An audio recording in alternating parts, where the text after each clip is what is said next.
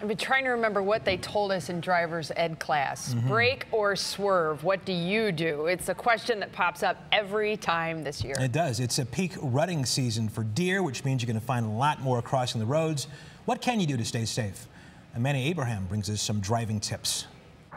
Chances are you've seen one of these signs before. It means slow down and pay extra attention. So far this year, there have been 10,000 deer collisions in the state of Ohio, and that number is expected to rise. It's mating season. You're going to see a lot of deer movement early in the mornings from 6 to 8 and then again in the evenings from 6 p.m. to 8 p.m. So Lieutenant Leo Shirkey with the State Highway Patrol is talking about peak deer season, a time when his team at the Canton Post are responding to hundreds of calls related to deer collisions. We've seen the damage it can do to a vehicle, and it can cause serious injuries to drivers and their passengers. So what do you do to stay safe? Should you brake or swerve? Brake, definitely brake. And you don't want to swerve. You can have, bad consequences. You could swerve into other traffic. You could swerve off the road, hit a tree.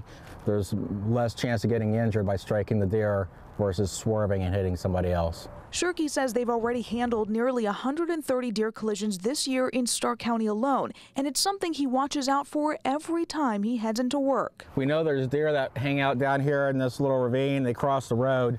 Just because I'm going cautiously, something can spook them, they can run into the side of the car. We've seen them run into the side of vehicles. And Shirkey says if you see one deer, chances are you'll see another. Just because one is crossed in front of you, or you see them beside the side of the road, you have to anticipate there's going to be more than one. And he says don't ignore these signs. They're there for a reason. And for parents out there, it's something that parents should sit down and talk to their kids.